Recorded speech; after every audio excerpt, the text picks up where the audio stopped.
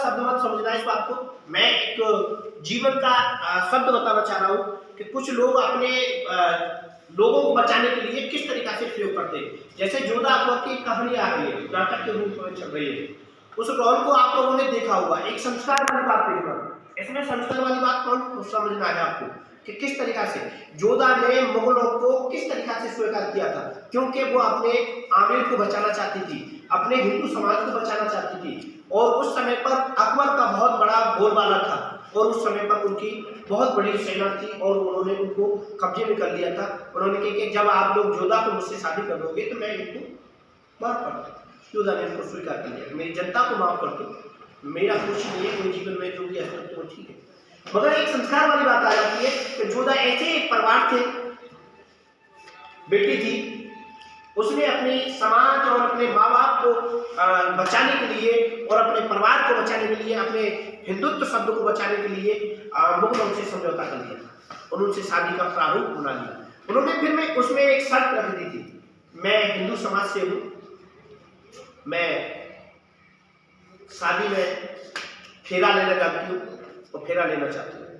दूसरे नंबर, मेरे कृष्ण भगवान की मूर्ति मेरे खेमे में होनी चाहिए, मैं उनकी पूजा पाठ करती हूँ, मेरे धर्म से और मेरे उनसे कोई वो नहीं होगा। मैं आपके धर्म में आपके चाल चलन में रहूंगी, मगर मेरे धर्म में मेरे चाल चलन में आप रह नहीं सकते, तो मेरे चाल चलन को बंद मत कर। मान ठीक है, अकबर भी अच्छे महान राजा थे, मैं उनको मुगलों के राजा के तौर पर उन्होंने उस तरीका से स्वीकार कर लिया और वो अपने बात को रख दिया, ठीक है।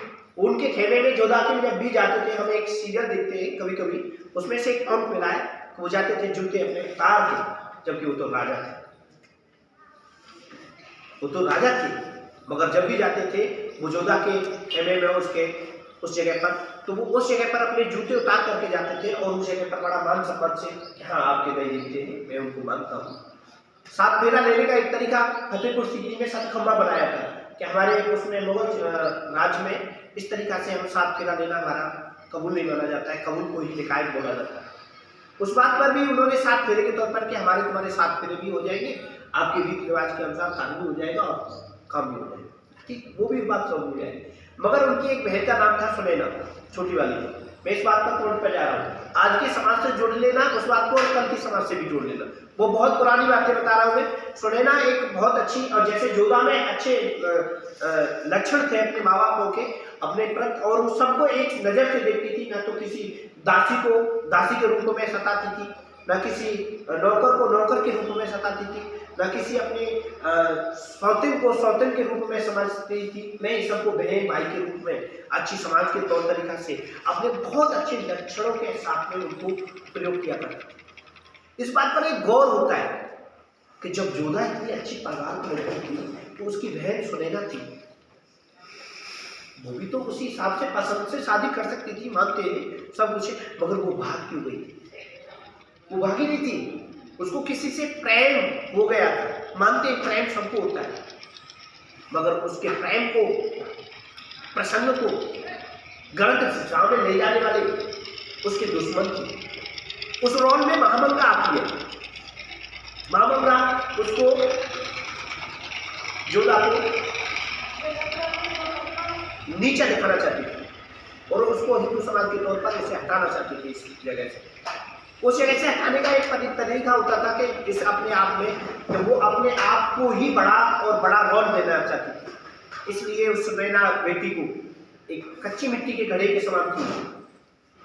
उसको उस महल में सुनैना के जो मिलने वाला साथी था उसको पहचानने के बाद भी उसको आगे बढ़ावा देती और उसको उससे मिलाने का तरीका उसके पीछे लगी हुई थी। ये चाहती तो जोधा को ये बता देती कि आपकी छोटी बहन ये गलती करने को जा रही है, इसे संभाल लो, नहीं, उन्होंने उसको बढ़ावा दिया और इसलिए उसको आगे बढ़ा करके बदनाम करने का, उस परिवार को नष्ट करने का तरीका, उस संगत का असर ऐसे सिद्ध कर दिया कि ये छोटे परिवार से, छोटे घराने से, छोटे राज्य से, हिंदू समाज से है, इनकी बहन बेटियां इसी तरीका से प्रयोग करती हैं भागने दौड़ने का, और ये गलत नीति का प्रयोग करने वाली उसकी बहन को उस राज्य से निकाल दिया था, अकबर के महल से बाहर निकाल दिया।